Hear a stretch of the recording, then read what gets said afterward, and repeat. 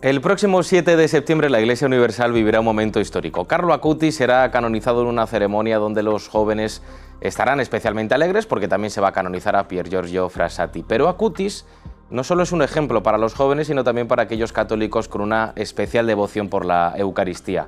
Carlo la tenía y por eso, en su corta juventud, puso sus dones, sus conocimientos sobre la informática, al servicio de una cosa muy concreta: documentar milagros eucarísticos. Una afición y seguramente devoción que comparte también Santiago Mata. Santiago, bienvenido a Eclesia en 13, bienvenido. Hola, Ángel. Exactamente, ¿qué es un milagro eucarístico? Un milagro eucarístico es un suceso inexplicable, o sea, un milagro, ¿no?, que en este caso tiene como objetivo dar testimonio a su vez de otro milagro, que es la presencia de Jesucristo en la Eucaristía. Ahora, en los próximos minutos, si te parece, hablamos de estos milagros que tú también has documentado en un libro del que hablaremos de aquí en Eclesia en 13. Descubriremos la devoción que tenía Carlo Acutis por la devoción a la Eucaristía y vamos a ponerles rostro, tiempo y ubicación geográfica a algunos de ellos. Comienza ya Eclesia en 13.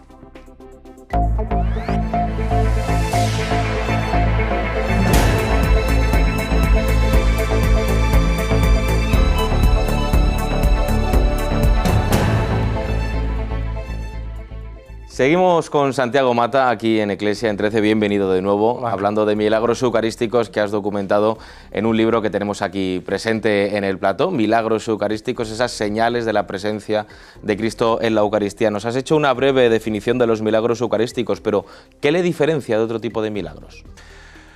Bueno, simplemente eso, que no son milagros que provocan la fe en general, o la fe en Dios, o, por así decirlo, los milagros que conocemos de la Sagrada Escritura son los que ha realizado Jesucristo u otros personajes, para que se crea que ellos son, en el caso de Jesucristo, que es Dios, ¿no?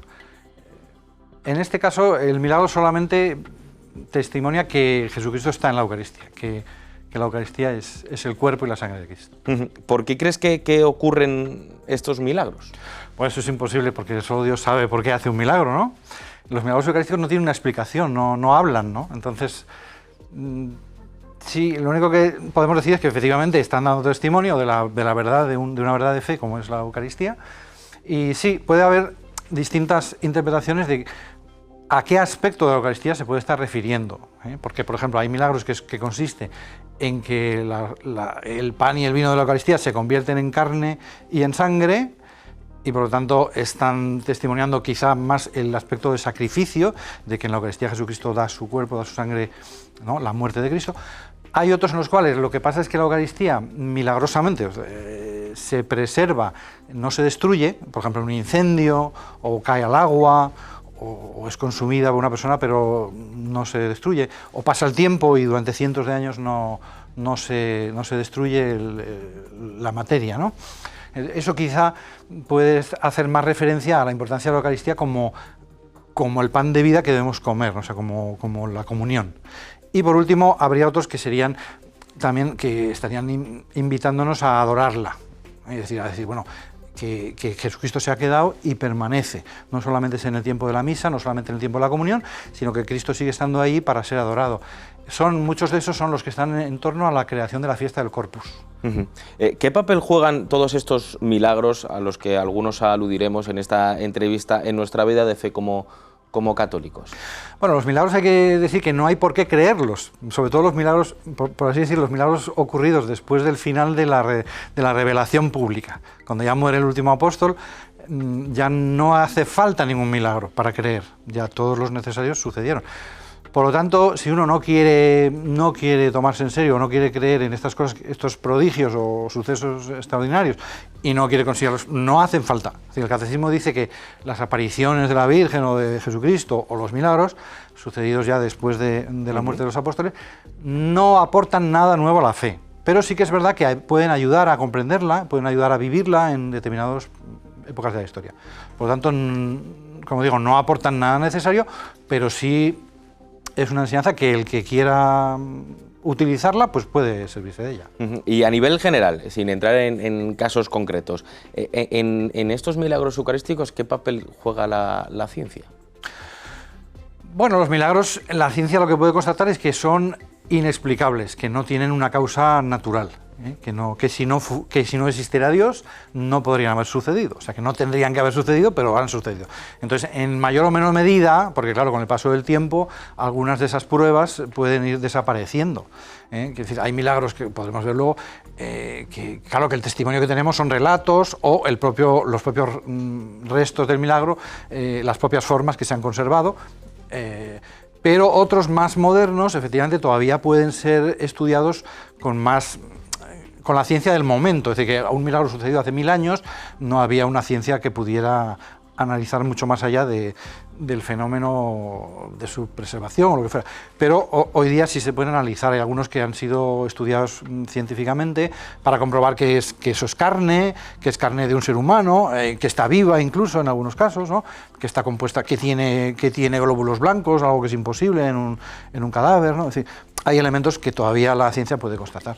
Pues ahora, si quieres, hablamos algunos de ellos concretos, pero si te parece, lo mencionamos al principio, este mes de septiembre se va a canonizar a Carlo Acutis, quien tiene una gran devoción por la Eucaristía, iba a misa todos los días, lo manifestaba públicamente y hacía porque se conocieran este tipo de milagros eucarísticos. ¿Qué nos enseña en nuestra vida de fe la figura de Carlo Acutis? Bueno, Carlo Acutis es un santo, digamos, prodigioso. Yo estaría tentado a decir que es un niño prodigio, ¿no? Porque cómo es posible que muriendo con 15 años pudiera haber hecho una obra que ha dejado tanta huella, un trabajo tan intenso. Pero bueno, al margen de la persona, él efectivamente lo que quiere es atraer a las personas a la fe y ha visto, entre otras cosas, porque él también tiene unas exposiciones sobre las apariciones de la Virgen, incluso sobre demonios y ángeles y tal, pero él, sobre todo, le llamaba la atención cómo es posible que, estando Jesucristo en la Eucaristía, vaya tan poca gente a misa, vaya tan poca gente. Eso le dolía mucho. Él ponía un ejemplo que decía, bueno, cómo es posible que la gente vaya a los estadios y llene los estadios para ver, a fin de cuentas, a un cantante, a un personaje, y luego, pues, teniendo a Jesucristo, no, pues estén las iglesias vacías. Yo pensando que estamos aquí en Madrid, a veces me acuerdo cuando paso por la cola de la Manolita y digo, bueno, y toda esta gente está aquí esperando echando horas para ver si le toca. Bueno, pues que la Eucaristía siempre toca, o sea, está ahí, te toca siempre. Entonces, ¿cómo es posible que no haya colas? Pues un poco eso. Yo creo que Carlo Acutis llama la atención y tiene ese don y esa gracia de haber recopilado todas estas documentaciones sobre milagros, ¿no? ¿Qué le dirías a alguien que cree en Dios, se manifiesta católico, creyente, pero que tiene dudas sobre la presencia real de Cristo en la Eucaristía? Bueno, dudas puede tener cualquiera, dudar no es pecado, ¿no? Dudar es natural. Simplemente la fe se basa en la palabra de Jesús, ¿no? Como dice Santo Tomás en el Adoro te Devote, falla la vista, falla el tacto, falla el gusto, pero el oído basta para creer. O sea, nos basta con la palabra de Jesucristo. Ahora bien, efectivamente ha habido situaciones en las cuales, bueno, pues Dios ha querido dar una prueba más. Como digo, son pruebas que uno puede tomarlas o no, pero están ahí. Entonces, yo creo que es una cosa interesante y que hay que acercarse a ella, que es conveniente saberlo y conocerlo, porque, digamos, Dios no hace milagros en vano, pero que tampoco hay que agobiarse en el sentido de que estemos obligados a creerlo. Vamos a hablar de tu libro, de esos milagros eucarísticos que recoges, pero antes, ¿hay algún criterio que hayas utilizado para recopilarlos? Básicamente son aquellos milagros en los cuales la autoridad eclesiástica ha intervenido y los ha aprobado de manera más o menos solemne, porque ahí, claro, hay distintos grados de aprobación. Puede haberlo aprobado el Papa, puede ser un obispo, en fin, pero que por lo menos que la Iglesia los ha estudiado y los considera válidos, como digo, dentro de esta nota que he dicho, que no es obligatorio creer en ningún milagro. Pues si te parece, vamos a repasar algunos de los que más nos han llamado la atención leyendo tu libro. El primero de ellos nos lleva hasta el año 1010. No salimos de la península, nos vamos a la provincia de Lérida, municipio de Iborra. Un sacerdote llamado Bernat Oliver, atacado por las dudas, vivió algo único. Santiago, ¿qué pasó en Iborra en el año 1010? Pues efectivamente este sacerdote, en el momento después de haber consagrado el cáliz, tuvo dudas, dijo, ¿será esto? Y en ese momento empezó a brotar sangre del cáliz, ¿no? Entonces este milagro, este prodigio, en fin, llamémoslo como queramos, tiene la particularidad de ser el primero constatado en España, ¿no?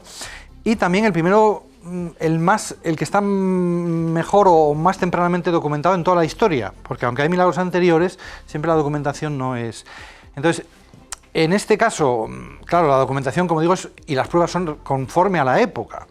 Claro, ¿qué prueba tenemos? Que el obispo de Urgel fue inmediatamente al año siguiente, en el año 1010, 1011 o 1012, estuvo en Roma y le llevó al Papa un trozo de la tela que se había mojado con la sangre y el propio cáliz de la misa, ¿no? Y el Papa le dio una bula reconociendo el milagro y además le dio unas reliquias que aparecieron, reliquias entre las cuales, claro, dices, lo mismo las reliquias no hay por qué creer que sean ciertas, pero bueno, se las dio el Papa, ¿no? Entonces le dio pelo de la Virgen, le dio un trozo de un dedo de San Andrés, o sea, unas reliquias valiosas para la época y para la Iglesia. Es valioso que te den algo que tuvieran en Roma, que dijeran que era...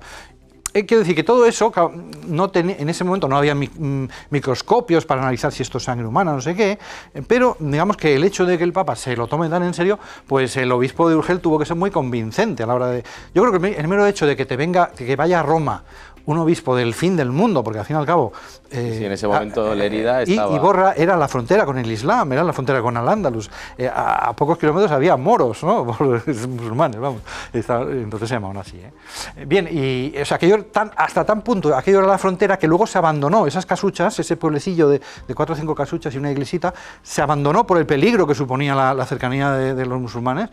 Se abandonó y el pueblo de Iborra actualmente está 1 kilómetro más arriba, en la montaña, más protegido. Es decir, que aquello es decir, que eso debió ser tan sorprendente que el Papa le creyó. El hecho es que luego en Iborra se conserva todavía hoy día, porque ese altar quedó abandonado, se trasladaron las reliquias a la iglesia, y ya en el siglo XV se hizo un relicario, que es lo que actualmente se puede visitar en la parroquia de Iborra. Entonces, en la parroquia de Iborra, si vas allí, el párroco te enseña un relicario del siglo XV, que es muy bonito, en fin, que contiene todas estas reliquias, además de las de la sangre de Cristo, y está escrito ahí con texto del siglo XV, y está la bula del Papa. Es decir, que por eso digo que es la más tempranamente, el milagro más documentado o más tempranamente documentado, aunque no sea el primero de la historia. Pues si quieres, pasamos de uno de los últimos, uno de los primeros, a uno de los últimos, porque el siguiente milagro que vamos a comentar nos lleva hasta el año 2008. No salimos de Europa y nos vamos a Sokolka, que está ahí, como he dicho, en Europa, en Polonia. Durante una misa muy temprana, a las 8:30,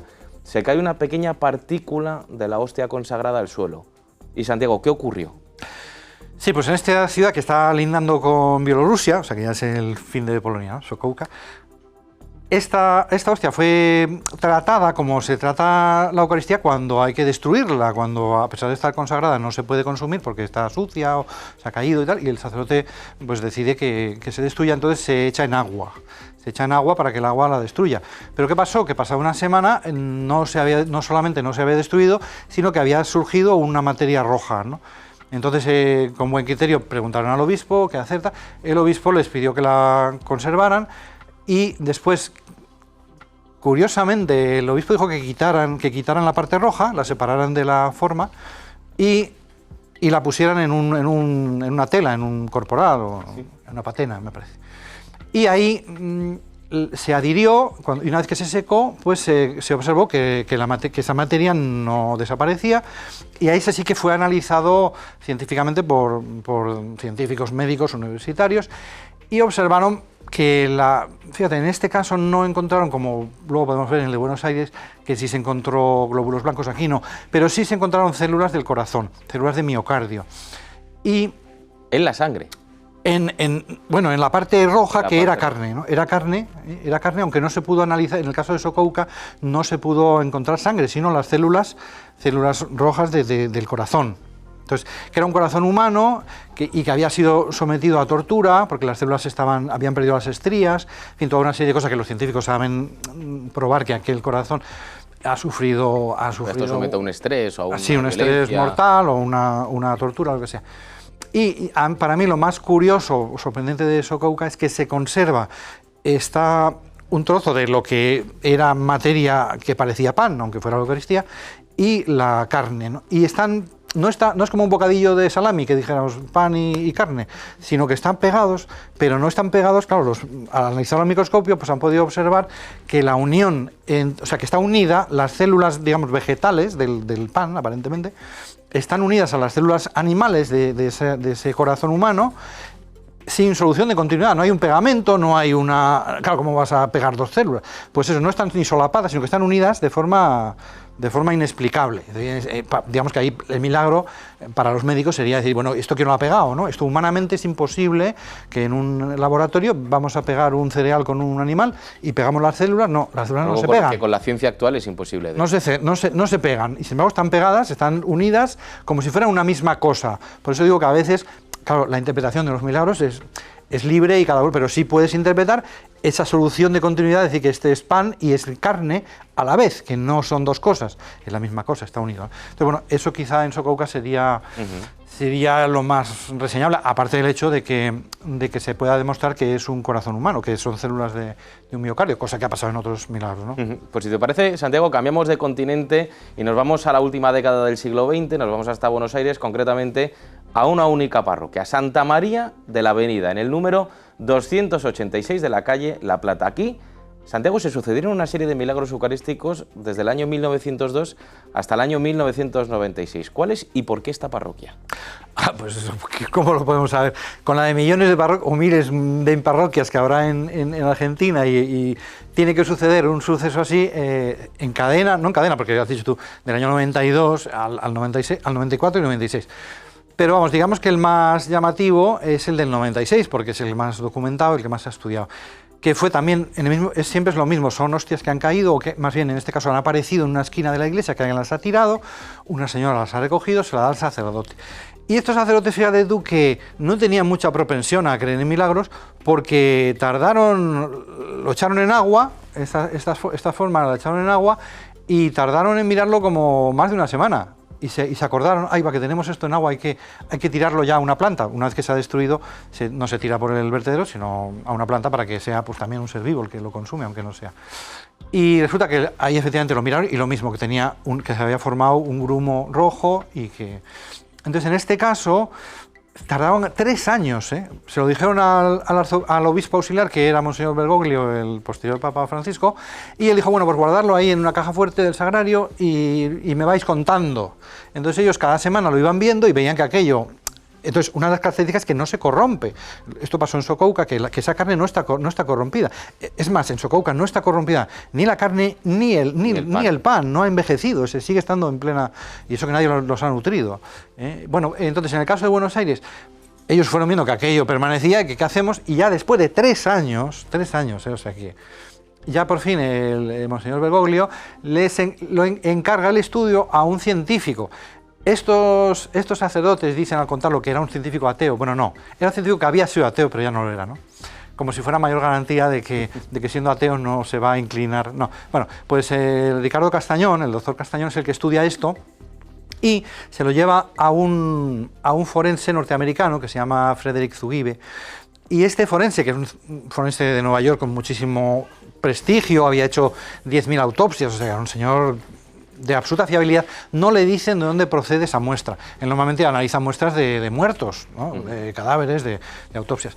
Y le dan esta forma, un poquito de la materia roja, ¿no? de la carne. Y efectivamente él llega, no solamente en este caso, sí es muy interesante porque él llega a la conclusión, dice, bueno, me he encontrado con glóbulos blancos. Glóbulos blancos, esto es materia de corazón, del miocardio, en fin, él dice exactamente qué parte del corazón, porque lo conoce bien. Pero dice, bueno, pero me he encontrado con glóbulos blancos muy profundamente infiltrados en las células, cosa que es muy raro en un corazón, porque los glóbulos blancos van a las heridas. Entonces tiene que ser un corazón que ha sufrido, efectivamente, volvemos a lo mismo, es un corazón que ha sufrido una herida muy grave y los glóbulos blancos han ido ahí a tapar la herida. Y claro, otra de las cosas que él dice, bueno, glóbulos blancos es inexplicable, porque un muerto, los glóbulos blancos se deshacen muy pronto, como mucho 1 hora. Entonces, claro, como esta muestra que me traes y tiene todavía glóbulos blancos, pues es más, él dice, todavía las células todavía palpitan, tienen pulso. ¿Cómo es posible que una muestra extraída de un cadáver tenga pulso? Así que esas células están en contacto con No solamente son parte de un corazón, que es un corazón que todavía está pulsando, está vivo, vamos, en definitiva. Entonces, claro, Zugibe, siendo una persona que no era cristiano ni nada, ¿no?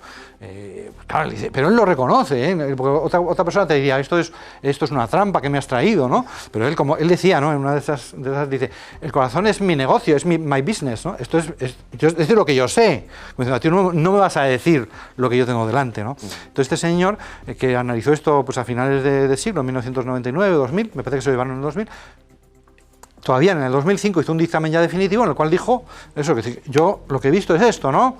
Sin saber que procedía de una Eucaristía, de una forma eucarística. Cuando se lo dijeron, que le dijeron que eso procedía de la Eucaristía, él dijo, bueno, pues esto es inexplicable. Esto la ciencia, por así decirlo, dio la definición de milagro. Esto es algo que la ciencia... Con los medios actuales... Él dijo, esto es imposible, pero no lo dijo en el sentido de que esto no existe, porque lo había visto. Esto es imposible, esto es algo que la ciencia no puede explicar.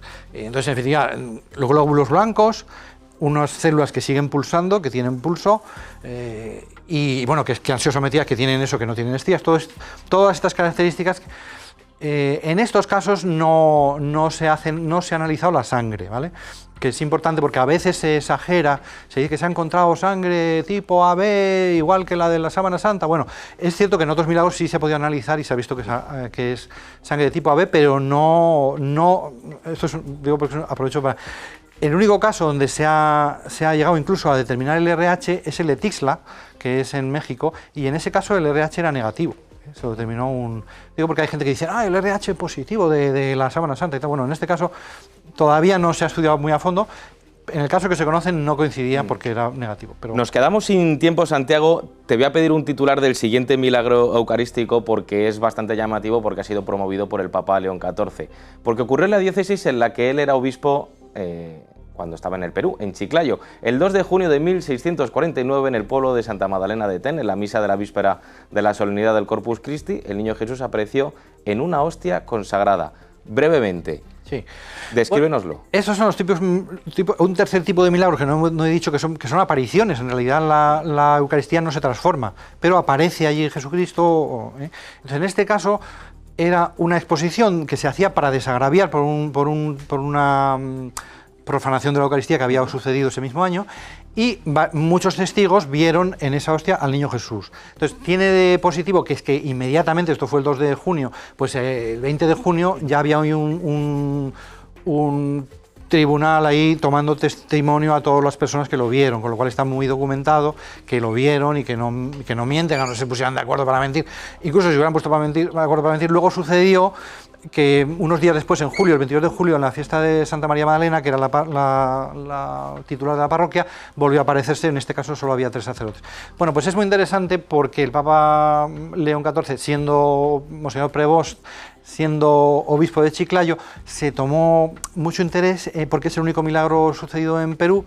Entonces él recopiló 20.000 testimonios de fe, de gente que ha tenido fe, también de gracias que se han obtenido o milagros que se han obtenido invocando a este milagro, y lo llevó a Roma y se lo presentó al Papa Francisco. Es un detalle una casualidad que 2 papas hayan estado conectados con un milagro eucarístico, pero también un detalle de cómo al Papa León XIV pues le importa difundir la devoción, fomentar la devoción eucarística en su país, o en Perú, promoviendo esta recolección, pero luego también llevándolo a Roma y presentándolo ante el Papa. O sea que digamos que los milagros eucarísticos pues están vivos y al Papa pues le parece interesante. Y los podemos descubrir en este libro que has escrito y que nos has presentado aquí en 13, en Eclesia, en este sábado. Santiago Mata, muchísimas gracias por explicarnos y detallarnos no solo qué es un milagro eucarístico, sino algunos de ellos con pelos y señales, incluso con glóbulos blancos y rojos. Santiago, muchísimas gracias por estar aquí con nosotros. Y hasta aquí el programa de hoy. Mañana volvemos después de la misa de 12, a partir de la 1, vuelve Eclesia Fin de Semana con una historia que nos va a llevar hasta las periferias de Madrid. No se lo pierdan.